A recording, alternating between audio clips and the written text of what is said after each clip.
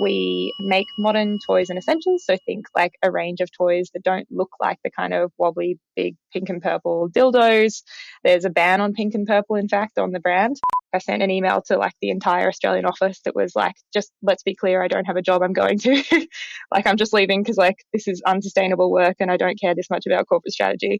There's a huge and really important impact to be made through meeting people where they are online. So like 1 in 5 searches on the internet is about sex.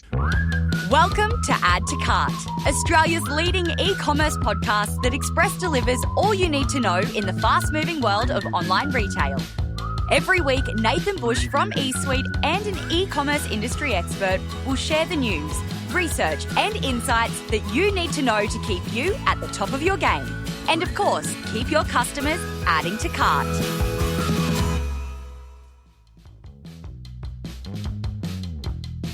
Did you know that approximately 2 million Australians have gone through some kind of traumatic sexual experience? The numbers aren't entirely clear because there is a difference between how often sexual abuse occurs and how often it is reported. It's clear that there is a lot of work to be done, not only in preventing this trauma, but also in helping heal post-trauma. This drives today's guest on Add to Cart, Lucy Wark, founder of sexual awareness brand Normal. Now, on the surface, Normal is an online sex toy brand who is reinventing what sex toys look like and who they are made for. However, as you will hear today, their mission drives them well beyond product and into education, research, and dare I say it, advocacy and representation. Normal was founded by Lucy out of a start mentorship and was soon backed financially by the team at Eucalyptus. You might know them as the team behind other health startups such as Pilot, Kin, Juniper, and more. In today's chat, Lucy shares how she took the leap from her safe consultancy job at McKinsey over to starting up Normal. She also shares how attaching education into the product journey has helped her grow Normal beyond a retail business alone. And we hear how she has a vision for working with universities and schools to reshape what sex education looks like for the next generation. Now, I will admit, I went into this chat a little naive to sexual health and the prevalence of sexual abuse in Australia. We've had guests such as Rob from Love Honey, Fiona from Vush, and Kat and Nicola from Get Down, where we've chatted and had lots of laughs around the importance of sexual health and how e-commerce can help overcome these barriers. Today's chat is a little bit different.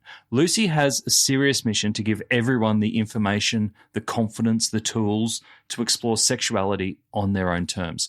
And today, you will hear from Lucy her own experiences with sex that have driven her towards this massive goal. And it's worth saying that if you are impacted by or would prefer not to hear stories about sexual abuse, this episode does include references to sexual abuse. Also, it's an open, honest, and unapologetic conversation around sex and everything that goes along with sex. So if you're listening out loud while on a quiet carriage in a train, just be aware of that. All right, let's get into it. I think you're going to find Lucy absolutely fascinating. Thanks to our partners, Shopify Plus and Pacleo, here's our conversation with Lucy Wark, founder of Normal. Lucy, welcome to Add to Cart. Hey, thank you for having me. Thanks for joining. I'm really excited about our conversation because I have a soft spot for sexual wellness companies. We've had some brilliant ones on Add to Cart in the past. The Love Honeys, Vush, Get Down, and they're always fascinating conversations because I think they're fresh, they're different, and bring a new perspective on business, let alone e-commerce. Can we kick off with the Normal story? Can you explain to people who may not have come across your brand what Normal is?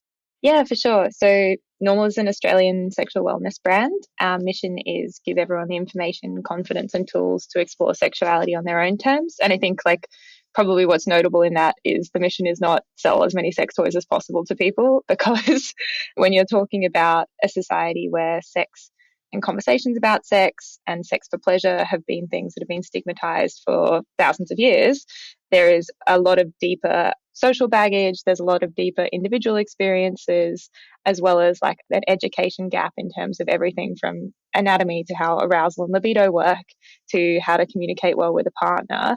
where in order to help people access sexuality that feels happy and healthy and fun over a lifetime, you actually need to be tackling a lot more than just, the ability to connect with a product via a digital shopping experience.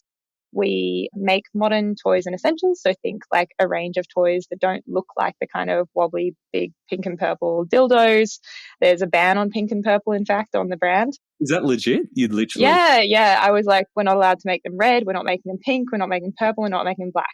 Because that is like, you walk into your old school sex stores and you are overwhelmed with these like tacky colors that feel like they've either gone down the porny and corny route, or like classically like male identifying entrepreneurs who are kind of one of the first waves in the industry would be like, make it look like a veiny penis and then make it pink because women like pink, I guess. Like that was kind of like the level of thinking about customer preferences in this space for a long time.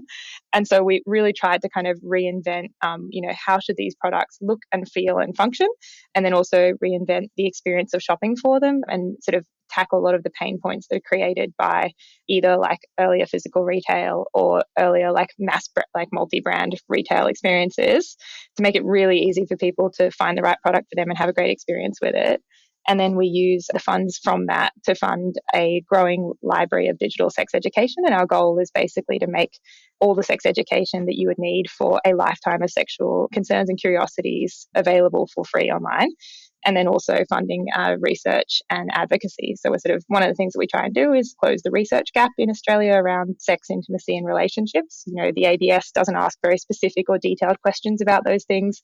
And then the alternative is like brands surveying their own audiences, which isn't particularly statistically significant. So we try to really do like high quality data sets that can help shape social conversations and inform everything from our product development and what kind of education we make through to like the type of communication we do out to audiences and what we prioritize.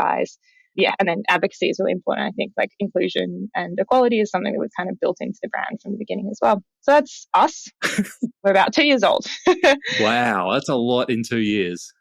Yeah, it's been busy. I feel like I've aged 10 years. Amazing.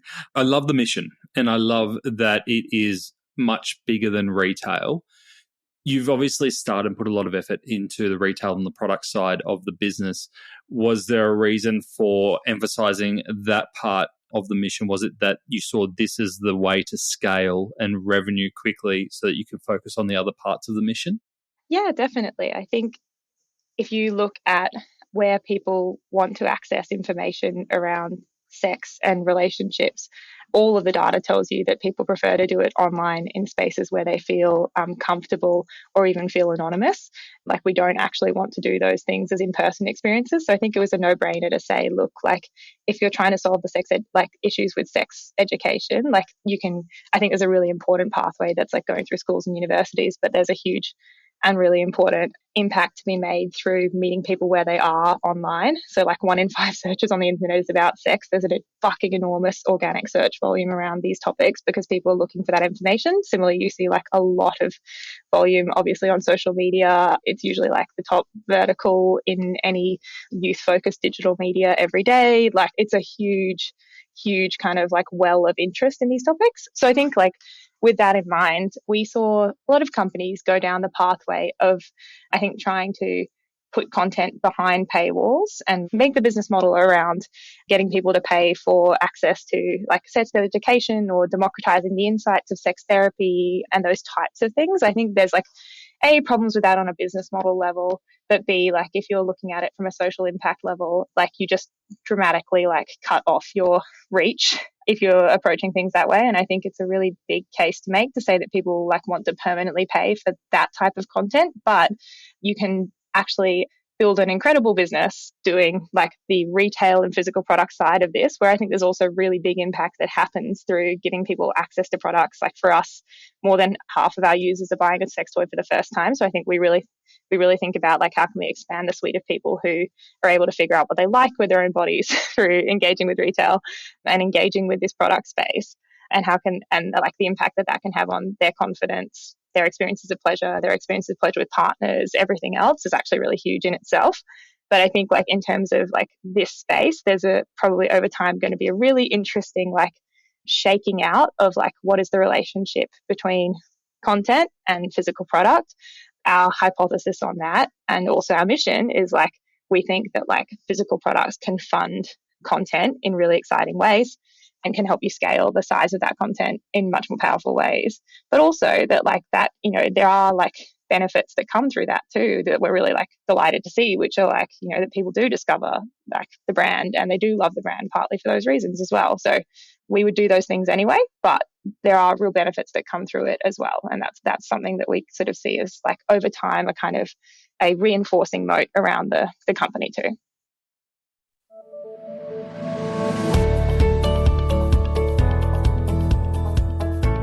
Phew, I bet you're breathing a sigh of relief now that Black Friday is over for another year, right? Well, according to our friends at Shopify, customers, they haven't stopped looking for bargains, and they are going to keep chasing them all the way through 2023 as the cost of living takes its toll. Yes, that old chestnut. But Shopify have surveyed 2,000 Australian customers, and they found that 3 in 4 Australians are already reducing their discretionary spending, and 84% of customers are comparing prices. With price and value such a hot point for customers, it is worth considering how you are going to continually send price messages throughout 2023 to keep your customers interested. The battle for the wallet is going to be fierce. To view more resources to help with your 2023 planning and see how Shopify can take your e-commerce business to the next level, visit shopify.com/au today. And I love your background. You were studying social science and business at university and then worked in consulting at McKinsey and then went on this adventure for Normal. What was the moment of inspiration from McKinsey to what you're doing, what you've established at Normal? What made you make the leap? You know how like so many entrepreneurs and founders will tell their stories as like a light bulb moment, and then 10 years later, the exact vision that they had back then is what they've built. Like definitely not that. I think like probably like even if I go back like a decade, I'm 30 now, probably at around 20, I would have been exceptionally surprised if I told myself back then this is what I'd be doing.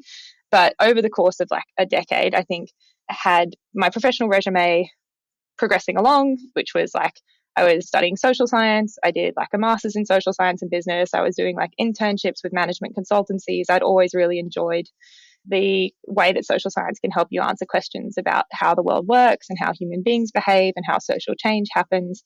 And I'd also really enjoyed, I think, the way in which business like helps you understand the world. Like it helps you see the tectonic plates that are shifting in the world. And I think it can be incredibly satisfying and fun to watch things grow. And like when you find those like intersections of social issues and where there's like, which are poised for change or have the potential for real change, and things where you're like, actually, no, a business solution is the right vehicle or is one of a number of important vehicles for that change. I think that had always been to me something where I was like, I'd really love to work on that. And that feels very satisfying and like something I'd be good at. At the same time, like in my non-LinkedIn resume, it was like going through a number of like positive and negative experiences around sex and intimacy that were really sensitizing me to how important this space is, how neglected it is, how widespread the issues are in it. So like went through sexual assault and recovery, went through the experience of exploring my sexuality. So I'm part of the LGBTQ plus community, sort of realizing how shit my sex ed was for anything related to that. Like anything that's not like penis and vagina sex preventing pregnancy is basically like not really included in my sex ed.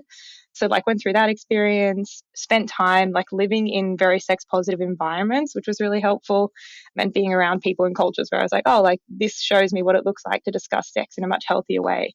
And I wish that this is something that more people had exposure to and felt like they were part of, either in person or in digital communities. Yeah, so like went through that. Also went through the experience of dyspareunia, which is basically like pain during sex. So I had like poorly treated infection that led to like essentially like so much pain during sex that I couldn't have penetrative sex for about 18 months, and went through like a really complicated and expensive journey of trying to get diagnosed, get support, get treatment, get everything I needed around that. And that was also as someone who was like incredibly sex positive and like had the resources and had access to healthcare and had all of the cultural support that you'd want to go and tackle those issues. And I still found it like deeply alienating, and like a really supportive partner, like everything was good and it was still really fucking hard. And I think like, to just put those things in context, like and the experiences of sexual assault. Like in Australia, the statistics vary a little bit based on reporting rates and which data set you look at, but it's somewhere between sort of 1 in 3, 4, and 1 in 6 women have experienced sexual assault after the age of 15. Sort of 1 in 25 to 1 in 15 men have experienced sexual assault after the age of 15. So that's like over 2 million Australians who have gone through incredibly traumatic experiences, which there's not a ton of useful support, and which affect your experiences of intimacy for the rest of your life. If you think about things like sexual dysfunction, they're twice as common as mental health issues. But because we don't talk about them in public and because they are stigmatized, I think a lot of people feel really alone with those questions. Yeah. And so, you can go through like the size of the orgasm gap, like the prevalence of issues like pain during sex, like any of these things. Like if you've had those experiences, you're probably a little more aware of them. But even if you haven't, I think like once you start diving into the statistics, you're like, this is this like huge hidden iceberg of which we only see the tiny bit that is like what we talk about on the surface, which is like maybe we talk to friends, maybe we see things in pop culture, maybe we talk to our partners, but we do not appreciate like the scale and volume of the set of issues here that need support. Yeah. Anyway, so back to journey from McKinsey to normal. Like had been over a decade getting more and more familiar with that set of problems, while at the same time I had like worked in startups a little bit through university. So I had some experience, and I'd like worked in Berlin for a startup. I'd done a little bit of work while I was at uni. I'd like created a tiny media startup on campus at uni.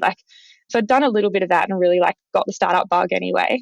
And I had also spent a lot of time looking at like how bad like the consumer products and consumer experiences were in the space of shopping for like sex toys and essentials, and just being like, this is like crying out for reinvention. Like it's decades behind the experiences that we have in like education and healthcare and entertainment content. And there doesn't seem to be a good reason other than like this stigma is holding back capital and innovation and talent. So it's kind of like aware of all of those things.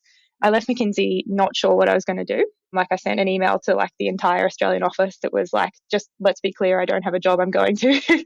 Like I'm just leaving because like this is unsustainable work and I don't care this much about corporate strategy. Did you write that in the email? Yeah, in like a diplomatic way. Like I was like, and like met lots of like awesome colleagues, learned a lot, but was just like, I don't think that this is like the thing that I want to spend my life doing. And I don't think I'm going to have the capacity to figure out what I want to do while I'm working like 60, 70 hours a week here. Yeah. So like left, started doing some like independent consulting mixed in with like pro bono work on a lot of topics I was interested in, and sort of social impact topics like human rights, civil liberties things. And then like eventually found myself like a year later starting the Startmate Women's Fellowship, which I have to give like a huge plug to if anyone listening is interested in getting into the startup world. There are a series of different fellowships. They're not all for women. There is one that's specifically focused on like bringing women, like high potential women, often out of corporate careers, but not always out of corporate, like can come from a diversity of places, into the startup ecosystem. And so it's like a combination of like learning about what different types of roles are and how your skill set might translate, intros and networking, and then the opportunity to do like internships and work placements with companies in the Australian and New Zealand startup ecosystem. So really, really awesome program, like life-changing for me. And I think I was like ready for it and there at the right time. So through that, like worked with a couple of direct-to-consumer health techs, started kind of understanding a lot more about like what does, digital marketing look like? How do you think about go-to-market? Found that I was really liking that kind of type of business where you're able to scale impact by scaling product or scaling a product or scaling a business. And I was like, okay, cool. I think this is something where I would like to spend more time through that process. Got connected with the founding team at Eucalyptus, which is a venture-backed health tech company in Australia. And I was like asking questions about growth marketing because I was like, I don't really know what growth marketing is, but you seem to. Anyway, and at the end of that conversation, basically they were like, look, like we're thinking about our next brand. It's probably going to be women's health or sexual health. You seem like you'd be like the exact right person. Do you want to recruit for it? And I was like, yep, that sounds like the dream, getting to launch that with like money and teams and and people around me would be amazing. And so like the rest kind of is history. Built Normal there. Started building it, and now we launched it about just over 2 years ago. So yeah, that's like the backstory of Normal. That's a great story. Yeah. One of the really powerful, what you were saying around your personal experiences, but also the impact and the lack of help for people who may be going through sexual health issues. You mentioned, 2 million Australians impacted. Earlier in the conversation, you talked about that 1 in 5 searches is about sex. And there's a huge amount of content online out there. Do you feel there's a disconnect between that content actually talking about useful stuff and the help that people actually need? Yeah, I think that's a really important qualifier to put on that statistic. Or it's a really important nuance to add, which is like a bunch of that is porn. I have really I argue quite nuanced views on like the impact of pornography. Like I think there are people who would say pornography's impact is like free digital pornography's impact is almost all negative, whether they're sort of thinking about like, is this ethically produced, or like what kind of like lessons are people taking when they treat this as educational or instructional content for what good or normal or like pleasurable sex looks like, or what's likely to produce pleasure. But I think like there are also really important cases for pornography. For example, like for members of the LGBTQ plus community, it's often, I mean, this is starting to change in mass pop culture, but like it off for a very long time was the only place where you could see any sex that was relevant to you on screen, and anything that spoke to your desires, your interests, even to how to have the kind of sex that you're interested in. And I think for a lot of people, it can be incredible as a way of like understanding what desires you have, exploring fantasy safely. The line is very much for me around like, how can we move towards a world that's like ethical porn production, and being able to kind of verify like where things come from, understand the experiences creators have had in making it.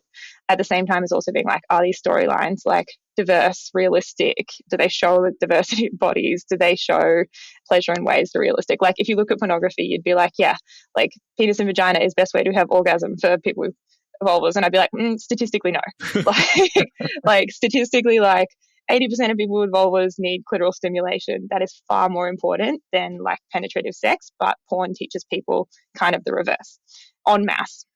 So there's all these like things where you'll sort of say like, this is like teaching people literacy as well as being able to kind of change some of the things around like how platforms like verify that content is like produced safely, make sure that performers are paid properly, all that type of stuff.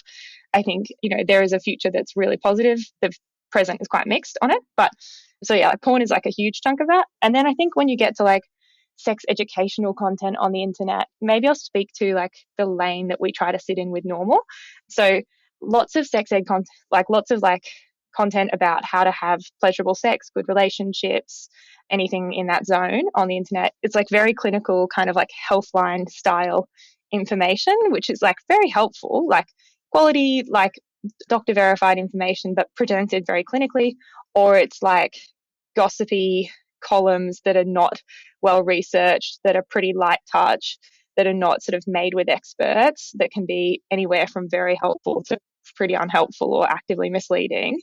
And I think what both of those things like leave out or don't accomplish very well is like helping people get over the internalized like shame, awkwardness, fear that we all have around sex and exploring sex openly. And so like when you're just reading a blog that is like written clinically or something that has no like voice or face or community or sort of humanness embodied in it, it puts an enormous amount of pressure on the individual to almost like reinvent the language and the posture and tone and ways of behaving and speaking about sex for themselves. And so one of the things that we try and do is actually make sure that we like really humanize the content that we're making around sex at normal. So like our flagship, sort of our biggest course that we've made to date is called The Modern Guide to Sex. So it's like movie length. It's like 16 video episodes. There's a 200-page ebook that comes with it. It covers like the pleasure anatomy that you missed in school. It covers topics like arousal, libido, and orgasm and how those actually work, which is not how you think. It covers like how to have good sex, so P on P, V on V, oral, anal, and penis and vagina or vaginal sex. So we really want to make sure that it's actually diverse and inclusive in the sex it covers. It covers sex and gender. It covers sexual health. It covers how to communicate and talk about consent in a really practical way. Like it really was like built around like the big kind of research surveys that we do, which told us around these are the biggest issues the population as a whole. And it's also built around like the most common questions that we get asked as a brand when people are asking us in sort of safe, anonymized ways for sex ed. So we wanted to build that as like the anchor to then what becomes like a much larger library of courses over time. But that's like a really great kind of basic primer on the things that you missed in sex ed that most people want to learn about. But with that, it's hosted by our amazing sex coach, Georgia, who sort of works in clinic like a couple of days a week with her clients, also has a large and growing presence as an educator on social media in her own right. So her Instagram is at gspot. If anyone wants to check her out, she's fucking great. And she sort of hosts that course. And I think it was really important to us, like when we were making that content, that it's not like low production quality. It feels and looks like masterclass. It's in like a beautiful artist's house in Rosebery in Sydney. Like we really wanted it to feel like a friend talking to a friend with a lot of expertise, completely shame-free, really enjoyable to watch, really like clean, modern, like everything about it is designed to kind of make you feel comfortable, to make you feel normal for engaging this conversation and to sort of invite you in a warm way. Like, so we really think we're very conscious in like, how do we make content that will actually move the needle, not just like, how do we make like SEO blog shit, which is great and has its own role, but like, I think like that might be in some ways, like if you're looking to be like, what's the difference between a brand that's like saying it has a mission and is actually just doing content marketing and a brand that's like actually committed to these topics? I think that might be a really good marker. Like it is much more expensive to make that stuff. And like that money could be going to inventory, or it could be going to growth marketers, or it could be, you know, paying someone more. And we like are very deliberate in sitting down at the start of the year and being like, okay, like we think we're going to make this much money this year. We think we can afford to put this much aside for impact work while still breaking even. We think that like in terms of like the data from our users and from like wider like Australian population wide surveys, we think these are the biggest issues. We think we want to make these courses about them. And like that's like the impact model. So like very deliberate and like thinking about those trade-offs quite a lot. You've refreshed your website, the new range is about to drop, you've never had more customer service options. Hey, but take a look over there at that boring pile of packaging boxes. Ugh, ugly. Time to give that some love.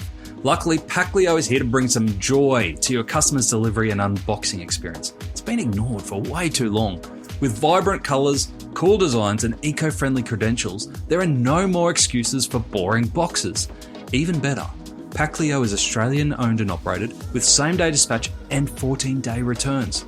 There's nothing boring about that. Check out the Packlio range of e-commerce packaging options at packlio.com. That's Packlio, Packleo, Packlio.com. On the website, you can tell the impact that the Modern Guide to Sex has had because it's available as a free download, and you can see all the amazing reviews and people who have come on and said the way that it's impacted them and their lives. Have you had any knock-on effects from that? You know, the thing that comes to mind is around redoing sex education in schools and all the other communities that may need this information. Has it opened up doors to make bigger impacts? Yeah, definitely. We sort of have worked with either like student unions or university admins on about 10 Australian uni campuses. That's like a quarter of Australian universities at the moment. And I think being able to say like, look, here's a free, high quality, engaging resource that actually reaches Gen Z populations that you can just have is really helpful. And it has been something where we're like, we just want you to use this. Like, please share it with your students. Like we would love you to share it. And we've also done like things like workshops and various different sort of forms of more focused education with those types of stakeholders. So that's something that we've like really loved being able to do. I think also like one of the things that doing the kind of research that we do, so the big sex survey is like our big annual sex census, essentially, asking 60, 70 questions to a demographically balanced group of about 1,000 Australians and summarising the insights into like a big database and a big report and release. Stuff like that, plus the education work that we do, I think has meant that, you know, for a lot of Australian media, they are very comfortable coming to us and being like, hey, do you have stats on this question which are actually high quality? Or do you have like resources that we can share with our audience when we do this article? Or do you have like comments on these topics that you'd like to make? So I think, again, like walking the walk on those topics actually does have long run benefits as well. Or just like, I think like, I guess I'm always hesitant to frame those as business benefits because I'm like, those are the mission. Yeah, but it strikes me as it's important to you to create things that are more than clickbait titles or PR headlines, that it's got to build towards the overall mission and the understanding and education. Yeah, definitely. I think particularly given like the seriousness of the issues that we work with and on, I get ethically appalled by people who want to treat this space as clickbait. I'm like, if you would like to use the cover of doing good to misrepresent what is purely a business decision, particularly on issues like sex and consent, I'm like, that doesn't sit very well with me. So I think we try very hard to keep ourselves like very honest on those topics. And it's interesting that you raise around the business is just part of the mission. But I could imagine that all the data that you do collect and you have great insight into sex lives of Australians, do you use that data to help you in a retail sense around being able to segment and being able to talk to different customer groups in different ways? Yeah, I think it's definitely like, well, for example, we ask all of these questions around which of these practices or products have you bought? Which ones have you maybe tried because of a partner? Which ones are you curious about trying but haven't? If not, why not? And those questions can apply to both tracking, how much is sexual wellness as a category being destigmatized? How much are Australians feeling comfortable engaging with their concerns and curiosities in the space? But it can also and does also for us shape the types of products that we want to release and which audiences we think are going to really be interested in those types of products too. So everything from like, do you want to release a range around anal sex, which for us is both actually an important thing because we really do want to like be inclusive and produce products that speak to the needs of the whole population. But also, it's a huge area of curiosity and fantasy, particularly for Gen Z and millennial audiences. And so there's like just a case for doing that thing. Yeah. Yeah, so stuff like that. I love that you can use that research to influence what you do in retail. Does it go the other way as well? Because one of the things that I read from your research before our interview was that Australian libidos actually bottomed out during the pandemic. Yeah. Do you see that through your retail data as well? Or, what role does that play in? I wouldn't say we necessarily saw a libido linked effect, like in sales. We definitely saw the effect of lockdowns in sales. So we sort of launched in February of 2021. And so lockdowns were happening around the country in various ways. And some of, I think, like the favorite marketing that fans of the brand have seen us do came through that period. And we did see like really strong sales through that early period as well, because for a lot of people, they were like, well, actually, like, this has taken away the ability for me to date, meet new people, like, or even sort of they may well be in a relationship, but for various reasons unable to see a partner, or, like I also don't want to frame sex toys as an alternative to partnerships either. It's really important not to do that because I think they like coexist in lots of great ways. We definitely have seen moments where I think wider social trends are certainly like super visible in sales. Amazing. And what I love, and going back to what you said at the start about reinventing the sex shop, and as we've heard, it's way, way more than that already. But from a UX perspective, what kind of changes from an online experience were really important to you to make to kind of reinvent it, that it wasn't just products on a page? If you sort of look at what incumbents in the space have typically created, or like with the typical experience, either like it's a store, like a physical store might be like a big box store out near the airport, or like a store that you have to climb upstairs or like to a basement in the CBD to access, stuffed with products, very little information and education. Though a lot of the people who work in those stores can actually be fantastic. So I don't want to like take away from that work. But I think for a lot of consumers, they'll walk in, panic, feel really embarrassed, really confronted, really confused by the huge range with very little differentiation and very little instruction or support that is like sort of self-serve to make a choice, pick the first thing that they can think of, buy that, have anything from like a totally unhelpful experience to like maybe a good experience, and then decide sex toys aren't for them. And I think like that experience, there are business model reasons why that has been the experience that was created. Like for multi-brand like the history of this industry is like you have the people who make sex toys, the brands, And then you have these multi-brand retailers who are like were historically the only distribution point. And so the multi-brand retailers are incentivized around just carrying as many like ranges as possible within inventory constraints and sort of offering choice, but aren't necessarily thinking as much about like the needs of the end consumer and what like curation or education or support might be needed to ensure the best experience for that person. They're sort of incentivized much more around just like, let's carry all of these ranges. We see ourselves as like broadly a distributor. And then in the case of like brands, so like a Lalo or WowTech or whatever, people who make sex toys, because they don't control the end customer experience, the only levers they can really pull are like price or like adding features.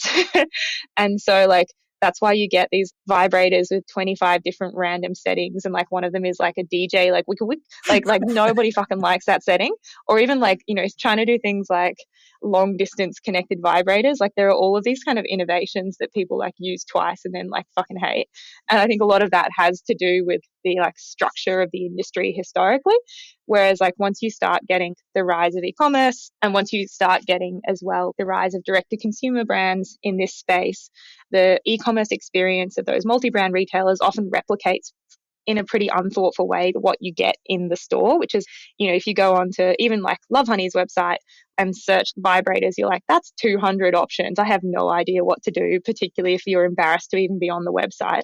And so like we'd hear from people all of these pain points that were like, I don't know how big it is. I don't know how I'd actually use it. I don't even know what the G-spot is. There's way too much choice.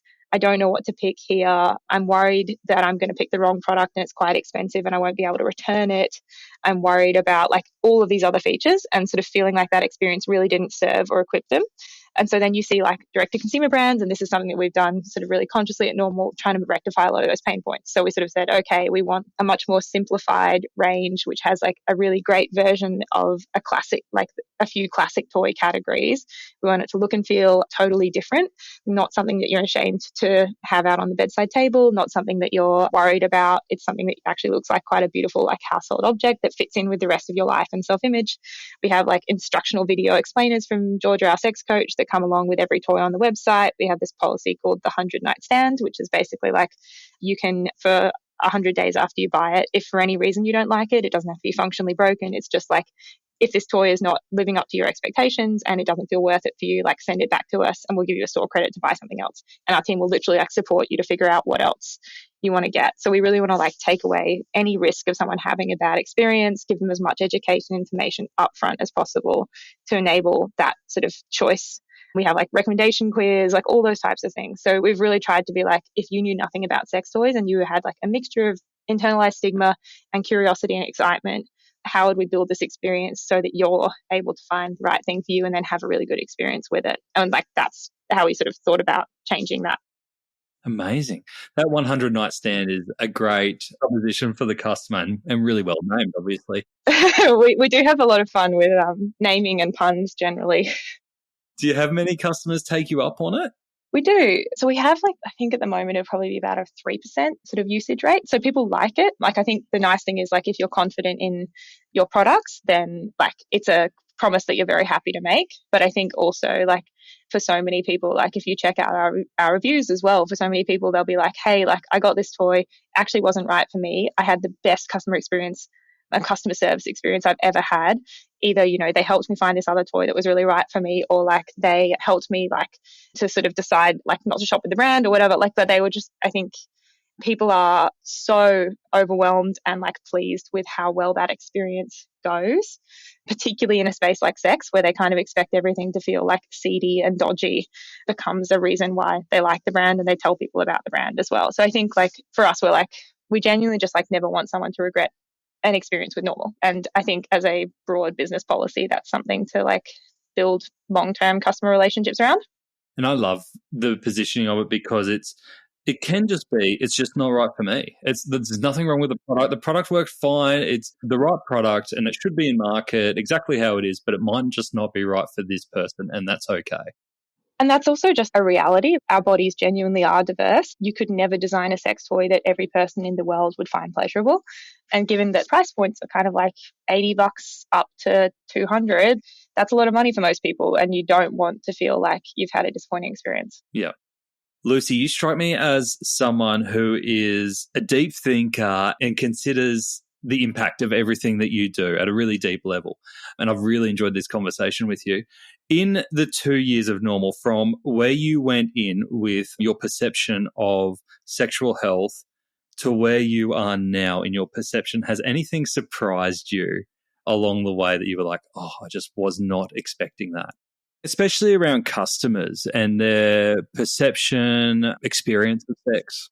Something that might surprise a lot of people is we get this really interesting window that we're very grateful for into what information people want and also what information people feel comfortable engaging with to different levels because of, what we do as a brand. So like our socials will do a couple of different like deeper educational explainers every week or two. And we have like, for example, really interesting insights into what we call like the kind of stigma index where you like the ratio between forms of like private engagement on a piece of content that we're doing versus public engagement. So there will be some things that go right up at one end where you're seeing a lot of like sharing to stories, you're seeing a lot of public likes, you're seeing a lot of commenting, and it's clearly a topic where people are like comfortable sort of intersecting their identity with that in different spheres or in different like more public spheres.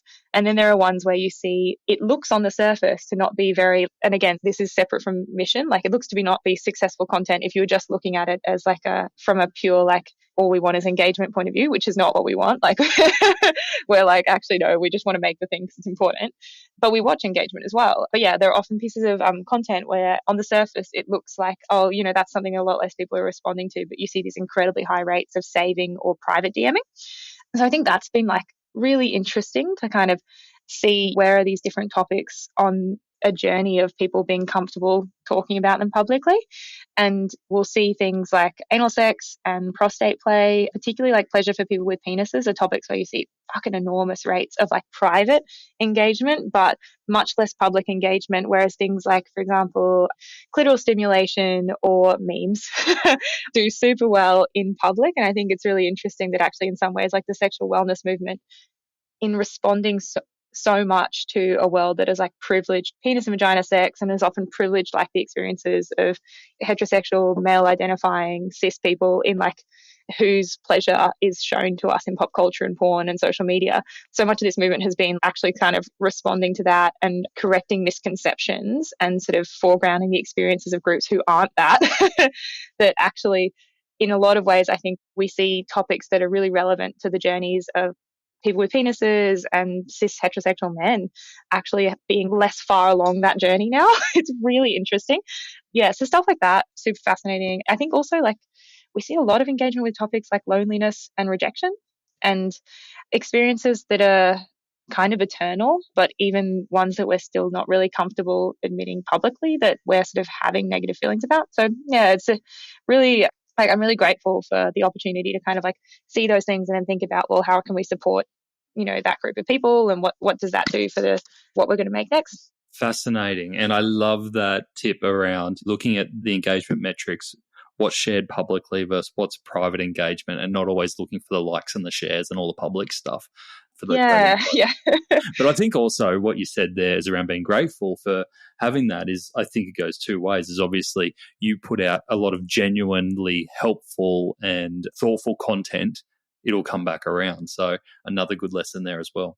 I think like a lot of just like we take the trust of our community really seriously, particularly when people are sharing experiences that can be vulnerable with us as well. Like we just did this like survey a couple of weeks ago in advance of our next course, which will be on the topic of sort of body confidence, body image, and the link to pleasure. And just like for a little bit of background, like when you ask females in mass surveys, like what are your biggest sexual issues, that one dwarfs everything else. So body image making it hard to enjoy sex, 40% of female identifying people rate as an issue. The next biggest issue is not even half as big. And there are many that are very profound, but I think it's like absolutely fucking huge. And so we've always been like, we want to tackle that, not just for in terms of like body image for females, like in terms of body image and your relationship to genitals and all of those topics like are going into this next course. But we recently like sort of did a call out on our socials. We're like, hey, we'd love to hear in about your experiences around body confidence, body image, what's worked for you, when did your issues start, what hasn't worked, what are you confident about, how can we help, what do you want us to make? And so we sort of have had about 1,500 responses to that survey over the last couple of weeks, and we've read like every single one and had a lot of tears. Like there's a lot of stuff in there that makes me incredibly sad. There's also stuff in there that's really hopeful. There's so many of them where people are just like, thank you for the experience of doing this survey. Thank you for what you do. So experiences like that are ones where we're like, collectively, people have spent probably like all up a couple of months of their time doing this survey for us. And we like incredibly highly value those inputs and the vulnerability and trust that people show in talking to us about those experiences so we can build something that everyone can use. So that was just like one where I was like, it really hammered home to us like how lucky we are that people trust us to speak about those things as well. Yeah, that's huge. That's absolutely massive. Yeah. We have run out of time. I've got 1,000 other questions for you, but it is. I don't know if we did any ecommerce law. We didn't really talk about that, but it was such a good conversation. I absolutely loved it. What's next? What's next for yourself and the team at Normal? I bet there's 1,000 things going on. Yeah, look, there's a lot going on. We've got new ranges coming out over the next few months, which we're really excited about. New retail partnerships, that's going to be really fun. A couple of really big creator partnerships in the works that we're super excited to launch. We've got 5 or 6 new courses launching this year. So we just launched the first of the year, which was a collab with the brand Unyoked, which is like an awesome nature cabins company. So we filmed it out at one of their beautiful locations. It's all about the biggest issues that couples have. And our sex coach, Georgia, sort of providing like insights from science of sex and like very practical tools and exercises that you can do together with a partner. But that was like a really fun collab. So we've got a bunch more of those coming out this year. What else is going on? Maybe a little talk at South by Southwest? Yeah. Well, hopefully. We'll see. Yeah, so the South by Southwest is coming to Sydney in October. I think the New South Wales government paid them an absurd amount of money to come here. But anyway, I think we will be doing a talk there. I think it's like an application process. So like ours is one of a number, but we're sort of like quietly confident that topic titled Sex, Money and Power is going to get up. So I think it's a worthy topic. Yeah, I think it should be good. But yeah, it'll be with me and an amazing female founder, Chrissy Hobbs from Verve Super, like used to run camps for the UN, I think, and then decided to create a super fund for absolute baller. And then Jessie Wu, who's amazing from Artwork Ventures, who's a VC investor. And I think like really like principled, outspoken, thoughtful about like the ways that investors use their time and money. Yeah. So I think that one will be like super spicy and fun. That's so cool. Oh, I will be keeping a very close eye out for that one. And then lastly, we were talking just before we press record, is that you are also growing the team. So if people are interested in joining your team, where should they keep an eye out? So follow us on LinkedIn. It's just Normal. Follow me on LinkedIn. I do a lot of chatting on there. Follow us on socials at NormalCo on Instagram, at It's NormalCo on TikTok. So like those things, sign up for emails from the brand and you'll get across any opportunities when we post them. In the next couple of months, I'm actually really looking to bring on, and this is part of why I was like, this is the perfect podcast. I think my job is getting too big for one person. It has probably been too big for one person for a long time. But I think there's going to be kind of a point where we divide that job into like medium-term levers that I'm working on. That's like some of those like big retail partnerships, some of those like big new product ranges, some of the like a lot of like scaling our mission work, those types of things. And I think there'll be a really interesting role for someone who's like a classic like e-com nerd, like GM, can do ops, marketing, finance, who like feels aligned to the mission and wants like a lot of room to run, a lot of autonomy and trust and a lot of upside. Like that's that profile of person I'd really love to hear from. Like if you've run a brand before or built one or been a significant part of building one, like you can find me on any of those platforms and would love to hear from you. Good thing we got a lot of e-commerce nerds. Yeah, I know. I was like, this is exceptionally targeted leads. But yeah, genuinely, like I think for people who care about these topics, or at least who are like interested in sort of something that feels a bit more compelling than just like random household goods, like it's so fun to work on. Amazing. Lucy, thank you so much for sharing your story, the Normal story. Amazing. And I've got a feeling it is only just the start. I can't wait to see where you go from here. Cheers. Thanks so much for having me. So if you are looking for an in-depth conversation around conversion rates, website UX, shipping rates, deep e-commerce topics, this one might not have hit the mark for you. But if you are looking for a conversation around disrupting an entire category and having a really important mission, I couldn't think of anyone better than Lucy. Here are the 3 biggest lessons I took from our chat. Number 1, no red, pink, purple, black dildos. Look, no judgment if you own one, but I love that Lucy's set on disrupting the legacy sex toy industry and has put some hard rules in place to make that line in the sand. No red, pink, purple, or black dildos was one. Don't create products with features that are gimmicks. Don't be in locations that are hidden or seedy. Instead, give customers instructional videos with an expert when they make a purchase. Make designs that can be on display in the bedroom. Have a 100-night return policy. These are the real boundaries and changes that will help Normal reinvent the sex toy experience. Number 2, public versus private engagement. I thought Lucy's insight around private and public engagement on social channels was really interesting, regardless of whether you're in the sex industry. We are very quick to measure social content from public engagement, likes, comments, and shares. They are important. However, the private engagement, such as DMs, private sharing, even bookmarking, is arguably even more telling for deeper and meaningful connections. Make sure you're measuring both. And thirdly, the StartMate Women's Fellowship. Lucy called out this program during our chat as being life-changing for her. And even though we didn't get to dive into exactly what it looked like, I think it's worth calling out now. StartMate have a bunch of events, courses, and content for startups in Australia, and has featured some great e-commerce founders, not only as students, but also as mentors now. So if you are on the startup path, make sure you check them out, startmate.com. To get the highlights of today's episode, head on over to addtocart.com.au and sign up for our free newsletter. Each Tuesday, we will send Monday's episode summary, links, and discount codes for you to go next level on. And if you're looking to explore your next e-commerce opportunity, come and visit us at eSuite. We're a dedicated e-commerce talent agency connecting the best e-commerce talent with the fastest growing brands in Australia. Head on over to eSuitetalent.com.au where you can download the free e-commerce salary guide and sign up to our weekly e-commerce job emails. Thanks for listening, and until next time, keep those customers adding to cart.